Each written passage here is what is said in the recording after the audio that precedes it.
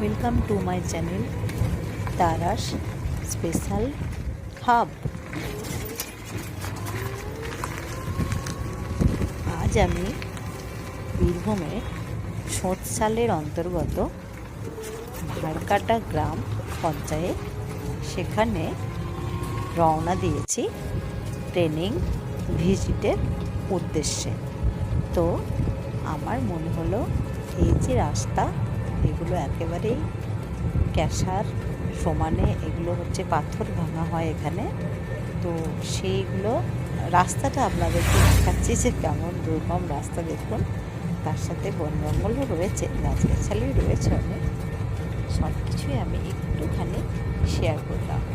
আমি টোটোতে করে যাচ্ছি, তাই অল্পখানি আপনাদেরকে দেখালাম, পুরোটা দেখাতে পারছিলাম না।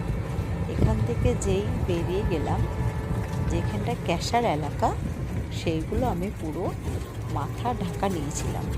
এত বেশি ধুলো যে আমি আর মাথা খোলা রাখতে পারলাম না, ওই জন্য ওইগুলো আর বেশি করে দেখাতে পারবো না, একটুখানি কি দেখালাম।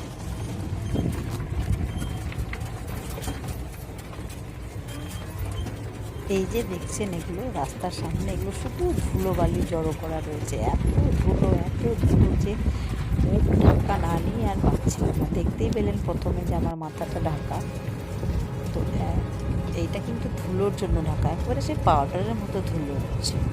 সবাই জানে যে এই সোঁতশাল এরিয়াটা হচ্ছে পুরো ধুলোতে ভর্তি। ওখানকার দিদিরা বলেন, যত বেশি ধুলো তত বেশি টাকা।